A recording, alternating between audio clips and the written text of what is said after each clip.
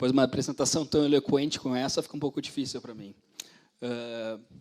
Mas queria mostrar um pouco para vocês, antes de a gente falar dos números, falar um pouco de governança corporativa, né? Deixa eu me apresentar, sou o Sérgio Sgrillo, diretor financeiro de RI da Taurus. Então, falar um pouco para vocês de governança corporativa. Eu falo que a mudança da Taurus não foi só produtiva, não só foi financeira, foi uma mudança completa também de compliance. A Taurus hoje possui um conselho de administração com 5 conselheiros, 4 conselheiros independentes, possui conselho fiscal, uma diretoria totalmente profissionalizada, todos nós viemos do mercado, o Salésio tem 29 anos no mercado de armas. Em 2018, nós criamos um comitê de ética. Dentro desse comitê de ética, um dos conselheiros participa do comitê de ética justamente para demonstrar toda a isenção desse conselho. Então, foi muito importante. Então, a Taurus passou por uma remodelação também de governança corporativa. Isso é importante porque dá segurança para quem quer investir na empresa. Então, é uma empresa que hoje tem os mais altos níveis de compliance hoje no mercado. E falando um pouco de responsabilidade socioambiental, é um tema que está muito em voga hoje em dia. A Taurus é uma empresa muito preocupada com as questões ambientais. Nós investimos mais de 10 milhões de reais numa central de tratamento efluente. Hoje, nós somos referências no Rio Grande do Sul na questão ambiental. A FEPAM, que é o órgão local, costumeiramente leva outras empresas para demonstrar o trabalho que foi feito dentro da Taurus. Então, a Taurus é uma empresa também muito preocupada com as questões socioambientais. Então, é importante sempre a gente citar isso nas apresentações. E agora, indo para o Salésio considerar a parte chata, eu diria que é a cereja do bolo, né? Porque é sempre bom apresentar resultados bons, né? E tudo que o Salésio brilhantemente falou sobre a mudança na Taurus estão se traduzindo nos números. E é isso que é importante. Toda essa mudança que tu vê na empresa de processos, da melhora da marca, de crescimento do mercado, a cada trimestre a gente vê isso nos números da empresa. Então, é uma mudança que realmente está se refletindo operacionalmente e se refletindo nos números da empresa. O Salésio falou bastante de faturamento, mas eu acho que eu vou dar uma visão um pouco mais ampla, né, desde 2011, do primeiro semestre. Lembrando para todo mundo que em 2017 nós colocamos a unidade de capacetes como um ativo disponível para venda. Então, de 17 para 18, 19, não contemplam mais os resultados de capacetes nas nossas demonstrações financeiras. O que é incrível, porque tu olha de 2011 para 2019, o crescimento é muito grande, são mais de 185 milhões de reais, e nesse número tinha capacetes. Nós viemos de uma base muito forte de 2018, quem teve na PMEC aqui em 2018 consegue ver, a empresa passou por um grande turnaround. Os resultados de 2018 foram surpreendentes, talvez para nós que estávamos dentro do negócio, não tanto, mas para quem não estava dentro da empresa, foram incríveis. Eu brinco, aqui está o pessoal do Sindicato de Bancos. Em 2018, quando eu apresentei o EBITDA, que era previsto de 60 milhões, uma reunião do banco, ninguém acreditou. Ninguém acreditou que a gente ia chegar a fazer 60 milhões em 2018. A gente fez 116. Então, nós viemos de uma base muito grande. E 2019 está conseguindo ser melhor. Nós conseguimos crescer 12,5% a receita líquida. O Salésio mostrou, o mercado americano caiu e nós subimos. Nós melhoramos os indicadores de venda em todos os mercados. Então, isso é uma mudança estrutural, novos produtos. Então, a empresa está fazendo a estratégia dela. Hoje, 84% do que a gente vende é para o mercado externo. Então, a Taurus é uma empresa praticamente exportadora. Então, olhando um pouco... Eu acho que essa questão do lucro bruto também é muito importante. Vocês estão vendo que a gente tem um crescimento muito agressivo na parte de vendas. Geralmente, quando tu cresce agressivamente nas vendas, tu acaba perdendo margem. Não foi o que aconteceu com a Taurus. A gente está conseguindo crescer mantendo uma margem bruta média entre 35% e 36%, que hoje em dia, comparado com as empresas de armas que divulgam resultados, é a melhor do mercado. Vocês podem entrar nas demonstrações financeiras das outras empresas que divulgam resultados, a nossa margem bruta é a melhor do mercado. Então, a gente está conseguindo crescer sadiamente, mantendo margem, não mexendo no pricing dos nossos produtos. Isso o que está acontecendo? Cresce a receita e cresce a margem bruta. E o importante é que as despesas também são descendentes. Então, a gente está conseguindo crescer em venda, manter a mesma margem bruta e gastar menos. A gente teve um efeito da recuperação do PIS e COFINS sobre ICMS, foi importante esse trimestre, mas, mesmo assim, as receitas, as despesas caíram muito. Então, uma receita maior, a mesma margem bruta, menos despesa, sexto trimestre consecutivo com EBITDA positivo. A gente até procurou no RI, a gente não encontrou 6 trimestres positivos na história da Taurus. Olha que a gente tentou se esforçar bastante. Não encontramos 6 trimestres positivos na história da Taurus. Então, isso o que demonstra? Demonstra que nossos resultados são resultados constantes. Vou beber uma água porque eu estou com sede. Então, existe uma estabilidade. Os resultados hoje da Taurus são previsíveis. Eu brinco quando eu converso com os bancos, eu sempre, bem antes de acabar o trimestre, eu já consigo dar um panorama muito bom do que está acontecendo, porque existe uma previsibilidade muito grande naquilo que a gente está fazendo. E quando a gente vai para o semestre, aí eu acho que é importante. Foi o melhor semestre da Taurus. A gente chega no EBITDA de 94 milhões de reais no primeiro semestre. Então, eu diria que isso, eu brinco, é a cereja do bolo, né? Apesar do Salégio ser que é a parte chata, eu diria que é isso que a gente quer ver. Tudo aquilo que a gente mostrou de ganho de venda, de novos produtos, está sendo refletido aqui. Então, vocês podem ver, comparado então com os últimos anos, 2015, 16, 17, então, é uma mudança extrema. E é uma mudança que a gente nota que está mantendo um padrão. Falando um pouco do resultado líquido, né? 2018 foi um ano muito bom, só que nós éramos muito cobrados ainda para a questão da empresa não estar dando resultado líquido. Nosso endividamento era muito alto, continua alto. Os custos financeiros da dívida eram realmente eram muito altos também no ano passado. Nós passamos pela renegociação com o sindicato de bancos, não só com o sindicato, o Paine também não está dentro do sindicato, mas também passou pelo mesmo processo de renegociação, que era outro banco, tinha uma participação importante dentro da empresa. E, como o Salésio comentou, essa nova negociação gerou uma economia de juros de mais de 120 milhões em 5 anos. Isso é dinheiro que fica no caixa direto da empresa.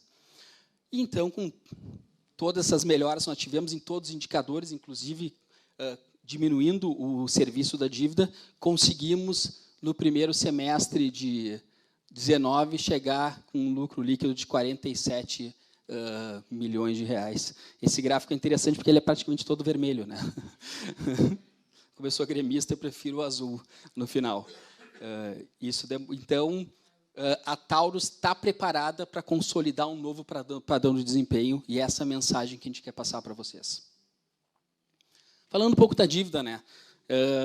Eu brinco na entrada, antes da APMEC, quando eu falo com os investidores e com os bancos, a dívida é sempre um assunto principal, porque a empresa realmente melhorou todos os indicadores financeiros, mas a dívida ainda é uma dívida elevada.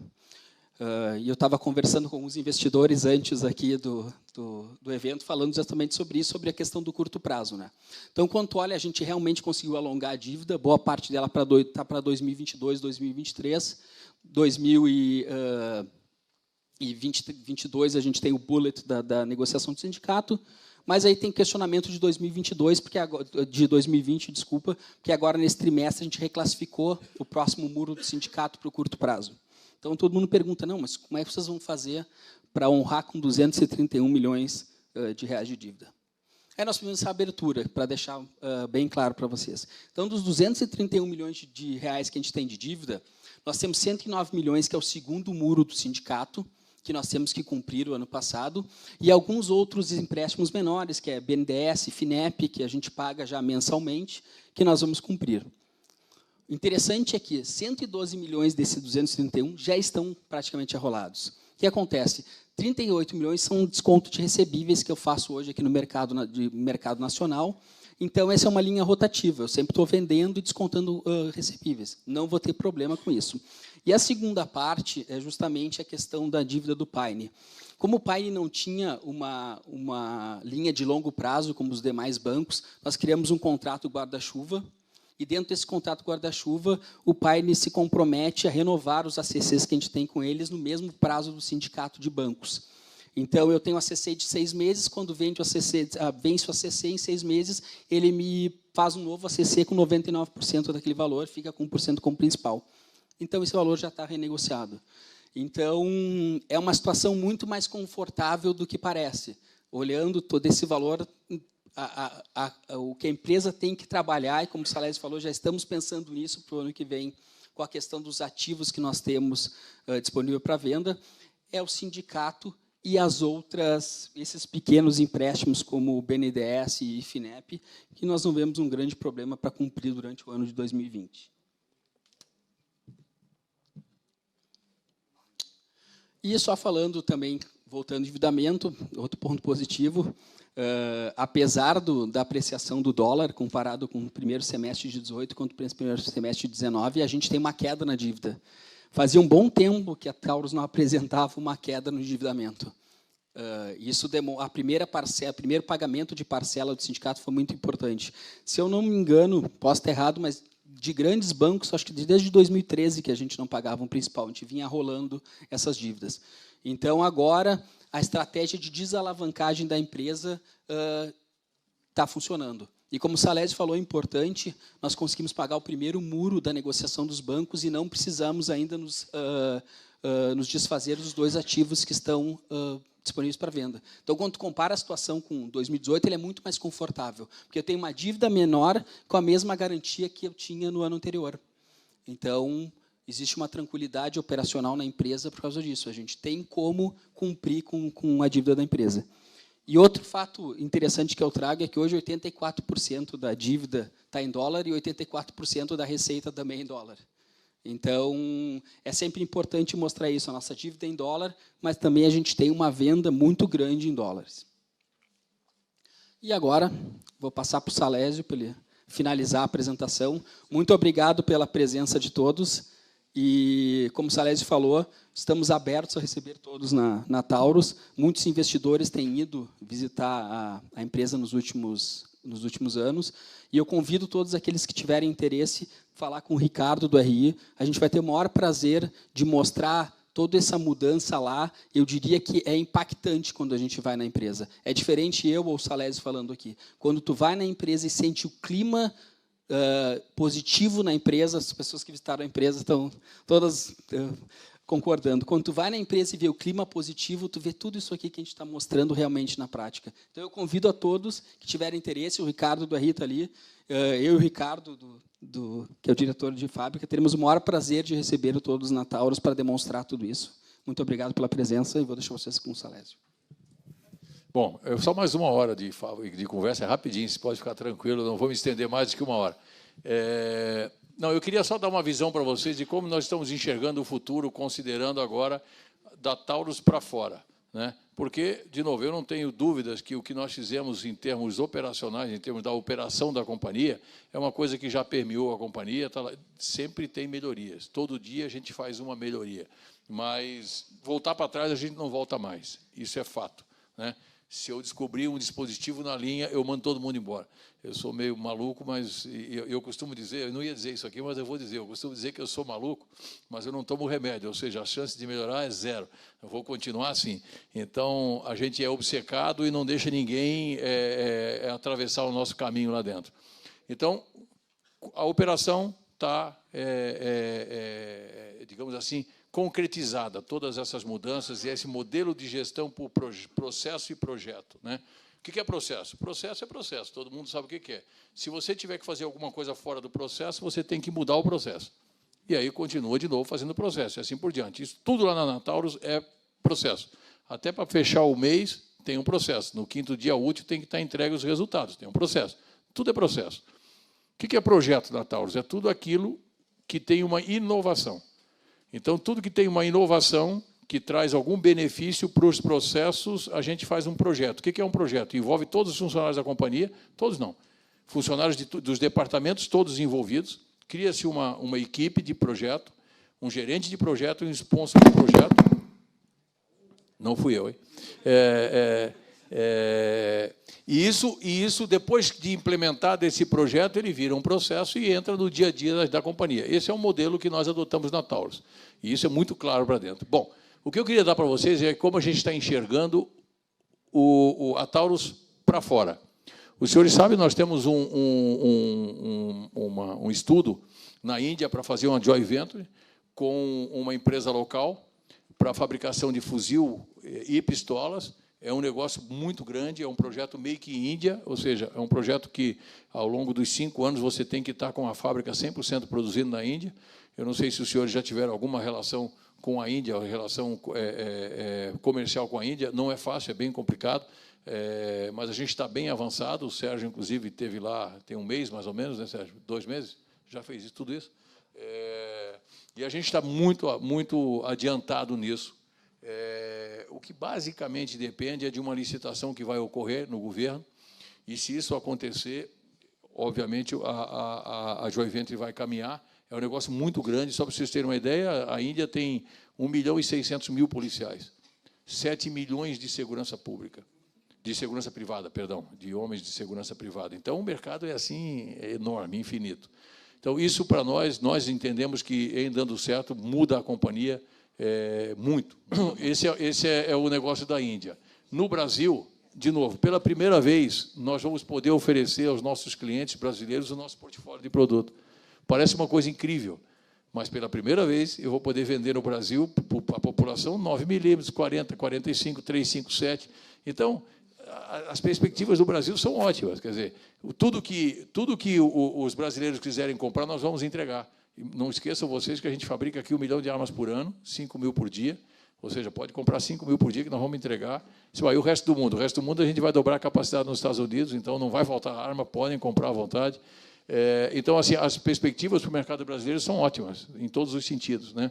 Nós vamos inaugurar uma nova fase no Brasil, o que é muito importante. Nos Estados Unidos, além de a gente duplicar a capacidade lá, nós estamos reestruturando toda a operação nos Estados Unidos, de novo, apesar da Galeazzi, né?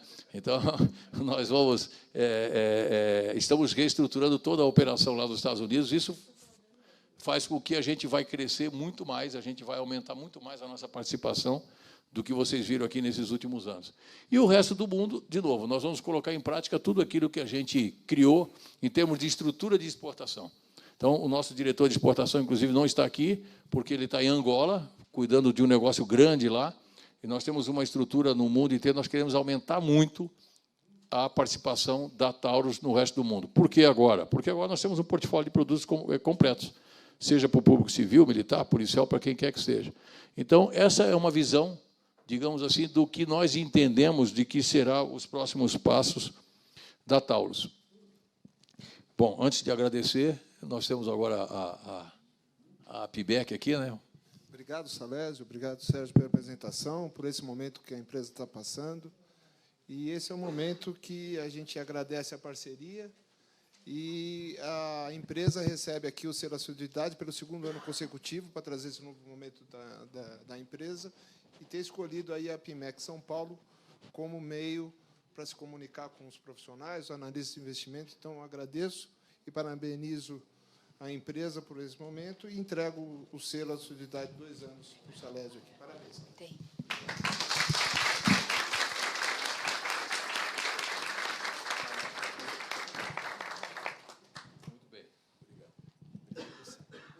Agora vamos começar a sessão de perguntas e respostas, a principal parte da reunião.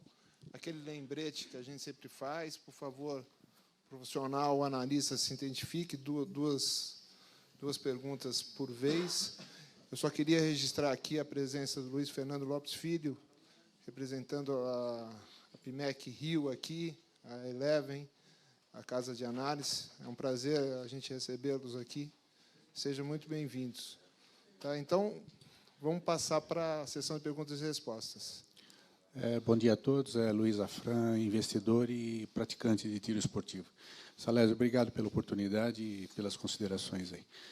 No caso, eu estou focando muito em mercado internacional. Tá? No caso, Índia seria uma operação para desenvolver produtos internamente, perfeito, entendi. Mas existe em relação a outras operações no mundo, existe uma proposta bastante agressiva dos concorrentes on the world, no caso, né? Seriam Glock, CZ, Sig Sauer e Kalashnikov. Qual seria a estratégia da Taurus para, sei lá, competir com esses players, no caso? No caso da Índia, a estratégia nossa foi a escolha do parceiro local. Nós temos a escolha, a gente não pode abrir isso, mas é uma fábrica muito importante no cenário mundial, é uma indústria metalúrgica, só que eu posso falar para os senhores, muito importante do mercado mundial. Então, assim, a gente acha que o nosso diferencial para ganhar é exatamente a escolha do parceiro. Tá? Perfeito. É uma segunda questão breve. No caso de... Você falou muito em inovação, tá? Dentro desse ecossistema de inovação, a gente não pode excluir as startups. Qual seria a interação com as startups no caso da Taurus? Obrigado.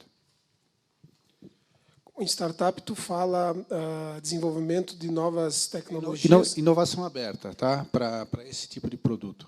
Bom, vamos lá. Nós temos duas parcerias. Bom, em primeiro lugar, apresentar, meu nome é Ricardo Machado, sou diretor de operações industriais da Taurus. Bom dia a todos. Nós temos duas parcerias com duas universidades federais aqui do Brasil, Rio Grande do Sul, logicamente, e também Santa Catarina. Nós temos hoje 2 projetos vigentes, um de desenvolvimento de tecnologia de superfícies, onde a gente tem trabalhado muito em tecnologia de aumento de resistência a desgaste e corrosão, no intuito de lançarmos no mercado armas premium, armas com nível de resistência a diversos ambientes agressivos e também aumento de resistência à endurance. Uma arma que, por exemplo, a Striker, a gente já tirou mais de 50 mil disparos com a mesma arma. Esse teste com as Filipinas, pelo protocolo do cliente, são 20 mil disparos, mas essa arma já foi levada a mais de 50 mil disparos. Então, isso mostra o aumento. E no Rio Grande do Sul, a gente tem parcerias de diversas frentes, desde materiais, análises de diversas formas e algumas especificações de alguns clientes que nos pedem algumas análises e a gente utiliza, certo? E, logicamente, os Estados Unidos, nós temos todo um time nos Estados Unidos que também trabalha com laboratórios e universidades que nos prestam assessoria quando a gente tem alguma necessidade específica. Perfeito. Obrigado. Bom dia. Obrigado pela brilhante apresentação. Meu nome é Roberto Risque, eu sou investidor. De vez em quando dou uma ligada lá no RI da Taurus. E, sempre bem atendido, pergunto o seguinte: se existe algum benefício fiscal na fábrica americana, que além do custo que eles bancaram, né, da montagem da fábrica e construção, se existe algum ganho fiscal.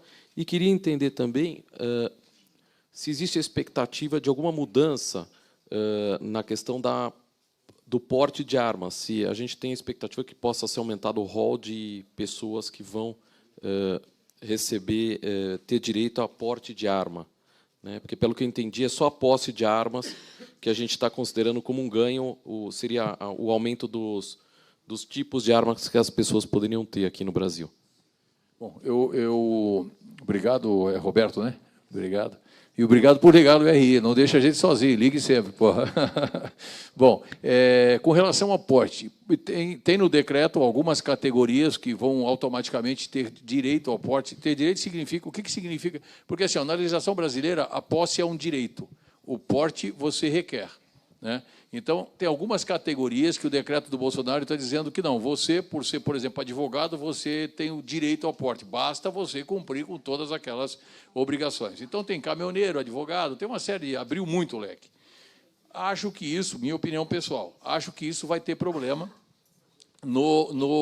para passar isso no Congresso, vai ter algumas resistências. Agora, assim, para o nosso segmento, é importante vocês entenderem que o porte não é vital. Para aumento de venda é a posse. A posse é que o porte, para nós, não muda a nossa vida. Tá? O que muda a nossa vida é a posse, é a compra. E isso, hoje, em sendo regulamentados os decretos, não tem mais a discricionalidade do delegado, que era o que dava problema até então. Quer dizer, além de aumentar muito a questão dos calibres, limite de armas, essas coisas todas, acabou com a discricionalidade do delegado. Ele não pode, posse, ele não pode negar. Se você cumprir com tudo, ele tem que autorizar. Então, a gente não se preocupa muito, enquanto empresa, com a questão do porte, porque realmente não é, para o nosso negócio não é importante. Importante, sim, é a posse. Ok? Com relação à Geórgia, não sei se você quer responder. Posso, claro. Falando um pouco da Geórgia, sim, nós temos benefícios fiscais na Geórgia. A construção da planta foi cerca de 21 milhões de dólares. Os outros 21 milhões de dólares, boa parte vem de incentivos fiscais que a gente vai ter nos próximos 30 anos, dados pelo governo da Geórgia. Então, sim, existe uma questão forte de incentivos que o governo da Geórgia está dando para a Taurus. Luiz, acionista, muito obrigado pela brilhante, muito boa apresentação. Ô, Salésio, me causa uma certa espécie. Vocês têm um estudo de mercado, porque a produção de vocês é uma coisa impressionante, né? E se vocês fazem um estudo de mercado, como é que está essa aceitação da produção Taurus? Bom, primeiro, obrigado pelos elogios. Eu vou até levantar em respeito a você. Se levantou, vou levantar para responder você.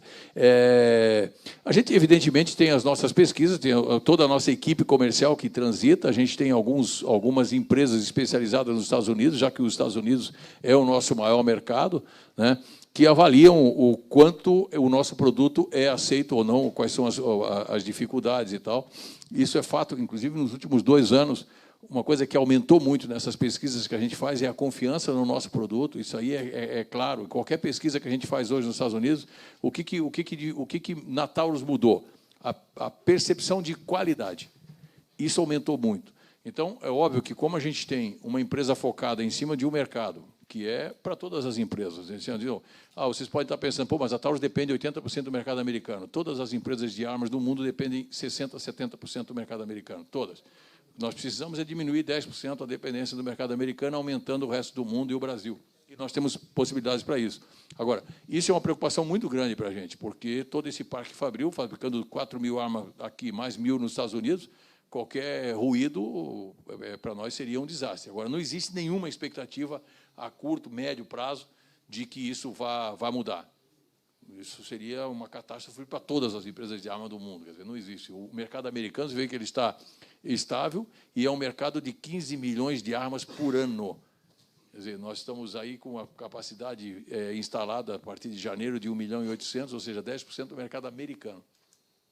O que, para nós, não é nenhuma preocupação. Ok? Salésio, bom dia. Você já me conhece. Sim. Eu, provavelmente, ainda obsessivamente, a exemplo de você, continuo tentando chegar nos 10% de participação. Tá certo? Mas eu gostaria de comentar a respeito de um assunto muito importante.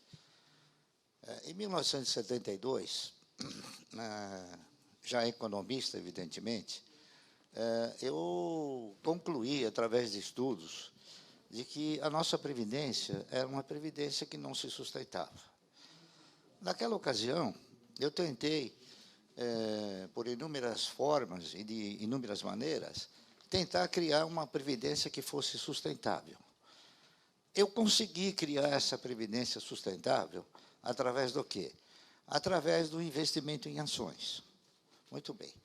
Para que nós tenhamos condições de integrar a Taurus dentro desse critério de previdência sustentável, é importante que ela distribua parte dos seus resultados.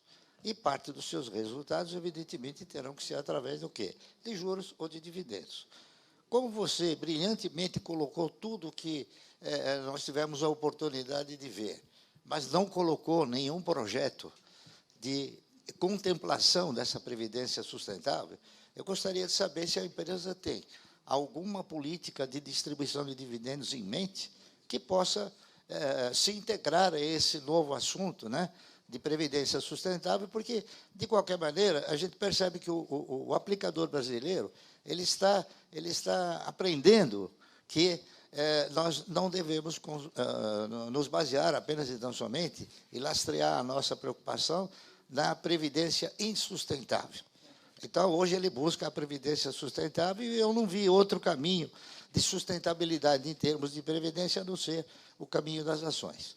Então, eu gostaria da sua interpretação aí no que diz respeito à perspectiva, né? Para todos aqueles que, como eu, têm um DNA do dividendo em seu corpo, tá bom?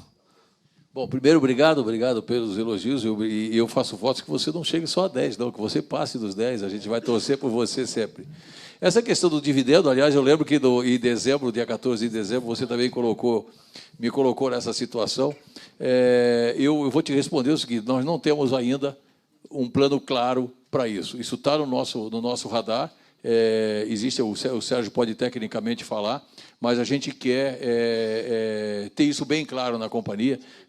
Tínhamos diversas outras prioridades, agora eu acho que a gente já pode começar a pensar em algo nesse sentido. Eu vou só pedir para o Sérgio, que é da área aí, falar um pouquinho do que pode ser feito.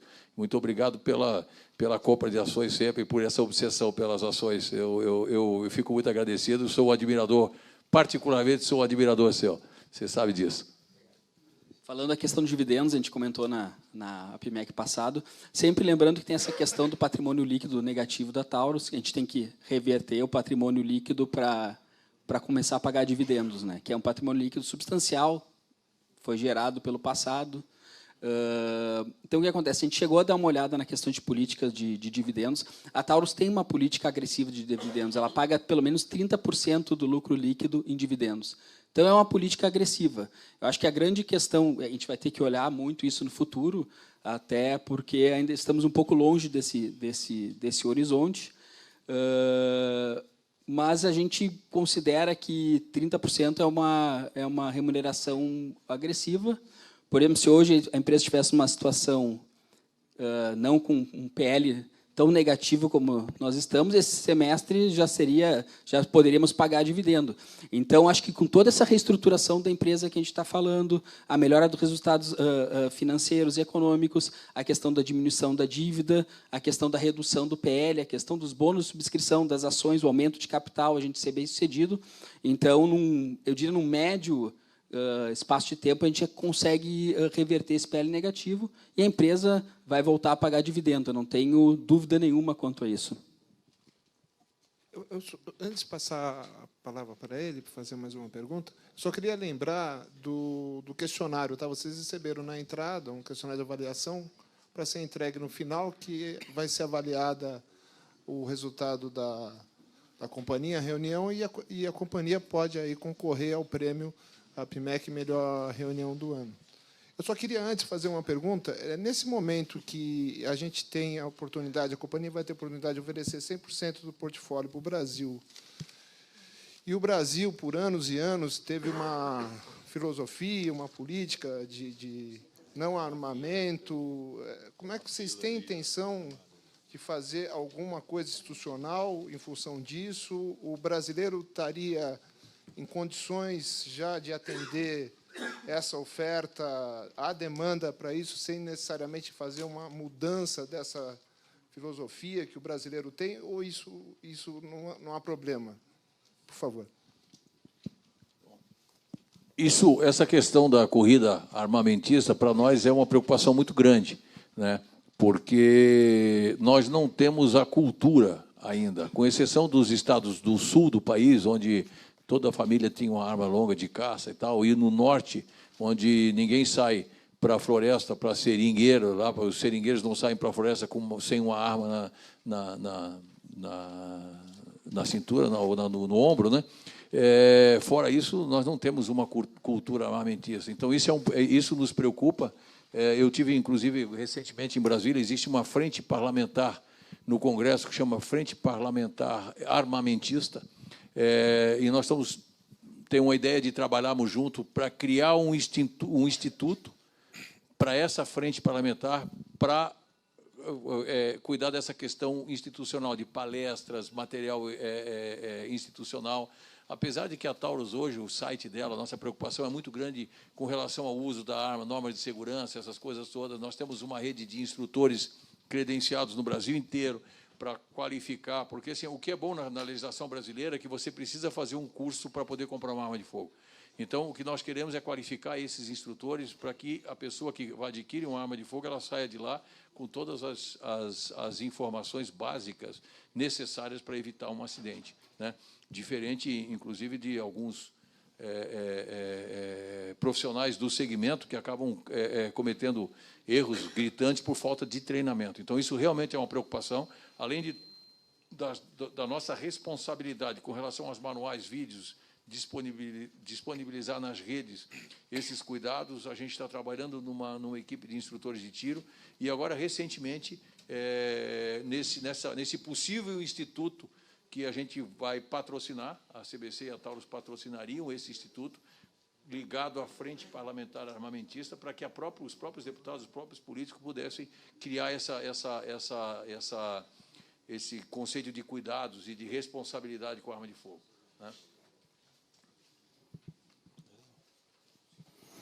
Bom dia a todos, bom dia, Salésio, Sérgio, Ricardo, bom dia, pessoal. Carlos Daltoso, da Eleven Financial. Eu tenho duas perguntas, né? Primeiro, parabéns pela apresentação e, principalmente, por essa virada da companhia, né? De revitalização da companhia, pelo árduo trabalho, e parabéns para vocês. Tá? A primeira pergunta, Salésio, você colocou muito bem o guarda-chuva de protocolos, né? Que atendem os mais rigorosos processos ali de verificação no mundo. Impressionante ali o vídeo da polícia das Filipinas, mas a Taurus não atende a polícia de São Paulo, né? Queria que você falasse um pouco mais sobre isso, o que acontece. Tá? Depois eu faço minha segunda pergunta. Bom, eu, como falava para vocês, São Paulo é um problema. Nós temos uma relação difícil com o Estado de São Paulo. E eu diria para vocês, como São Paulo tem assuntos judicializados, eu não gostaria de entrar no detalhe, porque a gente não comenta assuntos que estão judicializados, né? Mas, assim, eu diria para vocês que São Paulo é uma questão de tempo. Eu ontem mesmo tive uma reunião importante num órgão de segurança pública, e eu dizia o seguinte: as pessoas passam, as instituições permanecem. Então, é uma questão de tempo, São Paulo. Meio que essa coisa pessoal, essa birra pessoal, isso tem que acabar. E isso acaba com as pessoas. A instituição continua. Tanto a Taurus quanto a CBC foram parceiras de São Paulo durante anos.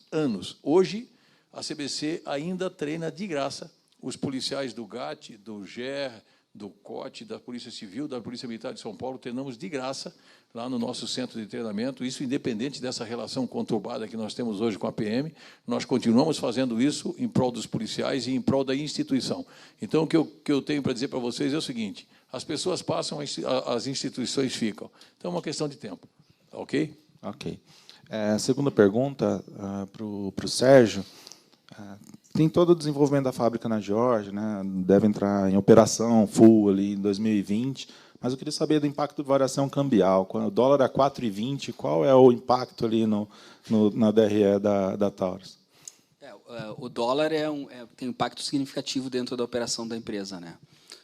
Tanto na dívida, no endividamento, quanto no resultado. Como vocês podem ver, o endividamento e o resultado, eles têm, as proporcionalidades são muito parecidas, né?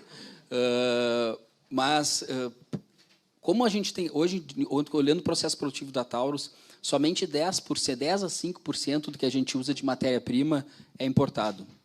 Então, tu pode imaginar, se o dólar sobe, a relação é diretamente proporcional à subida do resultado. Então, o dólar mais alto, com certeza, favorece muito uma empresa que é exportadora e que realmente tem praticamente 99% dos seus custos em reais. Principalmente no curto prazo. Meu nome é Marcelo, eu sou investidor da Taurus. Eu queria fazer duas perguntas. A primeira é quanto que está avaliado o terreno de Porto Alegre e a fábrica de capacetes, se já tem alguma negociação em andamento. E outra é como é que funciona essa estrutura comercial para venda para outros países. Se é uma empresa terceirizada, se são funcionários Taurus, comissionados, como é que funciona isso? O dos ativos, vocês podem olhar nas DFs, o terreno é avaliado com um valor de mercado de 50 milhões de reais e a unidade de capacetes entre 90 e 100 milhões. Isso é o que a gente tem divulgado e que está nas nossas demonstrações financeiras. Entre 90 e 100.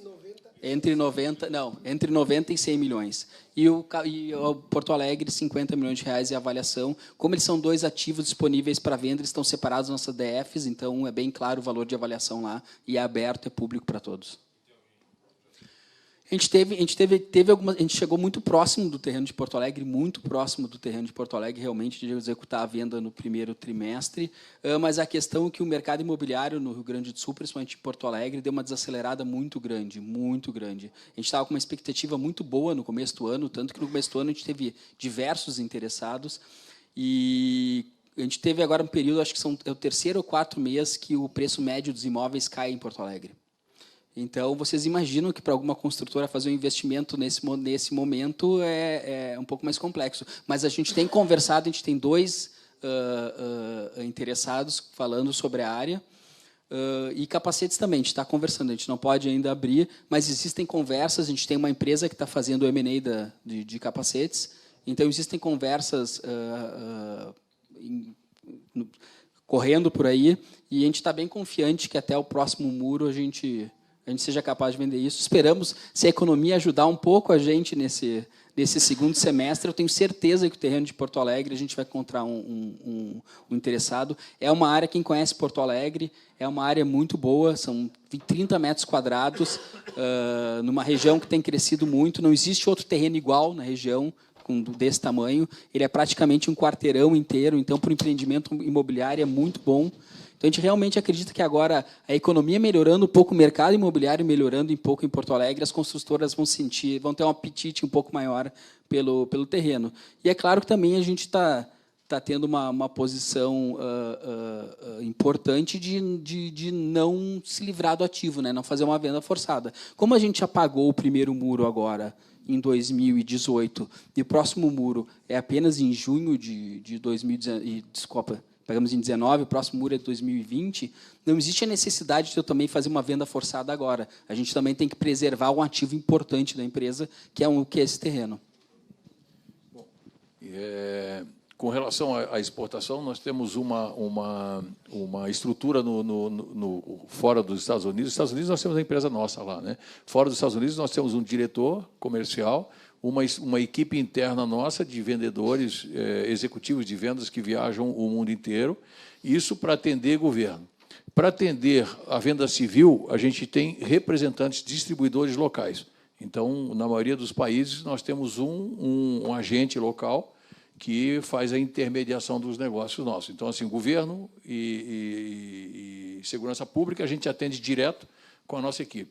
E o mercado civil com as estruturas locais, que são contratadas, tudo, não tem contratos, é tudo oficial. Bom dia, Felipe Ruiz, acionista da companhia. Antes de mais nada, parabéns pela apresentação, muito obrigado, Salésio e Sérgio. Sérgio, você falou bastante sobre os muros, eu queria falar sobre a forma de ultrapassar esses muros, talvez. A gente sabe muito bem que a companhia tem um processo de capitalização em andamento, e eu queria que você falou brevemente, quando você estava elaborando sobre outro tema, queria que você pudesse dar uma atualizada um pouco mais sobre como está andando esse processo, quais os próximos passos, o que efetivamente já entrou no caixa da companhia e o que os acionistas podem esperar disso como um todo.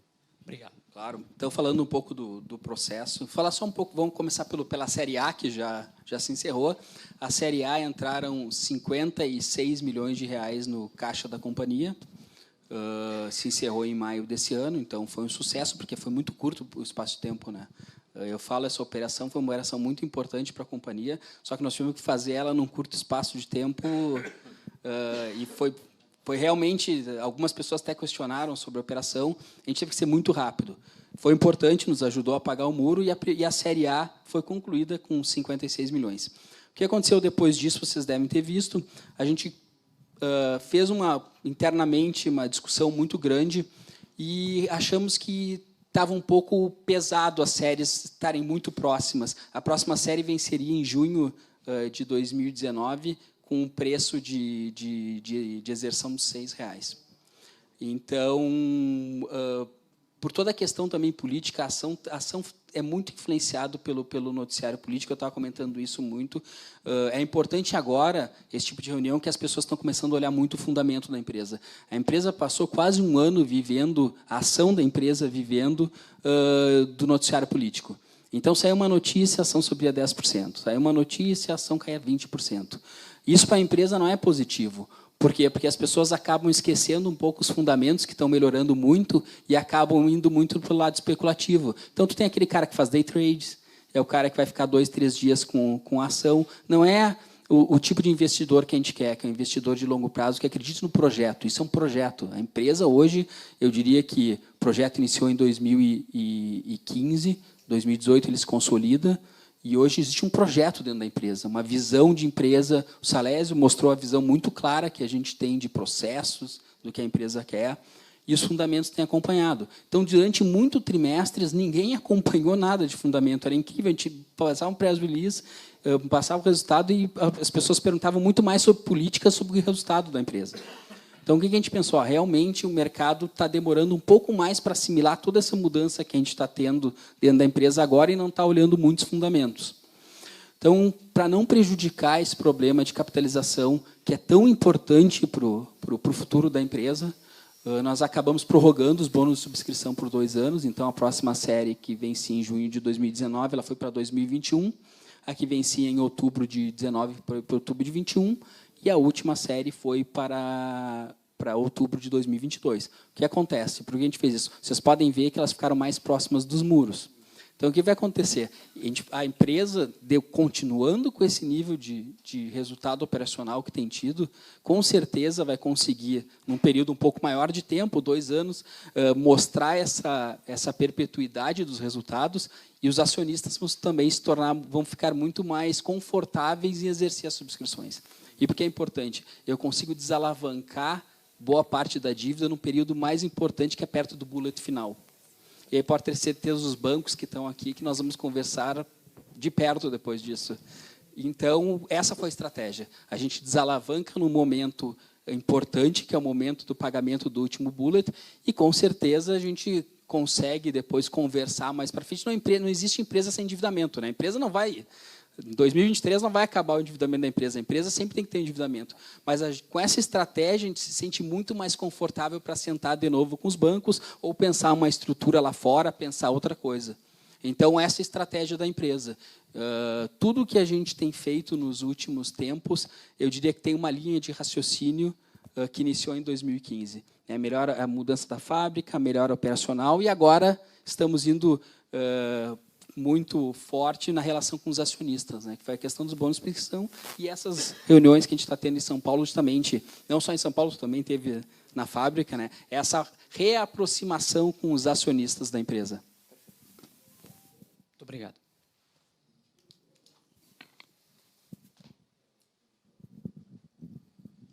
Tem mais alguma pergunta? Ok. Só para pedir licença para vocês, antes do encerramento, fazer alguns avisos aqui da associação. A gente está, até o dia 13 agora de setembro, as inscrições para o curso de inteligência artificial, que vai ocorrer no final de setembro, começo de outubro. Tá? E agora, em setembro, começa aí a safra de reuniões. Temos aí Itaúsa, Itaú, começo de setembro. E eu peço para vocês que acompanhem no nosso site, a PIMEC São Paulo, a pimecsp.com.br, a agenda das reuniões. Salésio, Sérgio, Ricardo, muito obrigado aqui por mais uma reunião. Eu passo a palavra para vocês aí, agradeço a todos a presença. Bom, obrigado a todos os senhores por nos ouvirem atentamente, por nos questionarem. Para nós é muito, assim, vocês não têm ideia do quanto é importante essa experiência para a gente. É fantástico, por 2 motivos. Primeiro, que a gente consegue contar para vocês o que a gente está fazendo com a companhia que também é de vocês, né? E então eu queria agradecer imensamente a presença de vocês. Realmente a qualidade hoje dessa PIMEC superou em muito a nossa reunião de dezembro, e eu acho que isso vai ser uma constante para o futuro. Eu só queria deixar para os senhores um recado final, né? Nós não estamos aqui, essa gestão não está aqui para ganhar bônus no final do mês e ir embora. Essa gestão aqui tem um projeto para a companhia. Até porque eu não tenho nem como ir embora. Eu tenho 28 anos desse segmento, eu já não sei fazer mais outra coisa, eu só sei atuar nesse segmento. Então, quer dizer, essa proposta nossa não é uma proposta de 2 anos de um executivo de carreira que fica 2 anos, faz resultado e vai embora. Não é isso. A proposta da nossa gestão é uma proposta de futuro para a companhia. Então, assim, nós temos verdadeira paixão por esse negócio, por essa companhia. Eu estava dizendo aqui no café que a CBC sempre teve uma admiração muito grande pela Taurus, né? A Taurus sempre foi mais arrojada do que a CBC, inclusive no mercado internacional. A gente ia no SHOT Show e tinha um stand da Taurus grande pra caramba, assim, aquele gente visitando a Taurus, e a gente ficava lá num standzinho pequenininho, parecia até um mercador ali sentado numa cadeirinha no stand pequenininho com a malinha na mão distribuindo folhetos. E a gente sempre dizia o seguinte: quando olhava os resultados da Taurus, a gente dizia assim, pô, quando eu crescer quero ser que nem a Taurus, né? E as coisas aconteceram e a gente acabou adquirindo, a CBC acabou adquirindo o controle da Taurus, o que para nós é uma conquista grande de adquirir aquilo que a gente admirava, né? Então, por isso que a gente tem essa admiração grande, e eu queria reforçar com vocês, nós não estamos aqui para pegar o bônus no final do ano e ir embora. Realmente nós temos um projeto grande para essa companhia. Então, obrigado a vocês pelo tempo, estamos orgulhosos de poder estar aqui trocando essas experiências, tá? Vão nos visitar, quem não foi, quem já foi, tenho certeza que apaixonou, e quem for vai apaixonar também. Nós temos o aniversário da companhia em novembro, todos os senhores vão receber convite, tá? Então eu espero vocês lá para a gente tomar um café e dar uns tiros, tá bom? Gente, muito obrigado, um prazer grande recebê-los.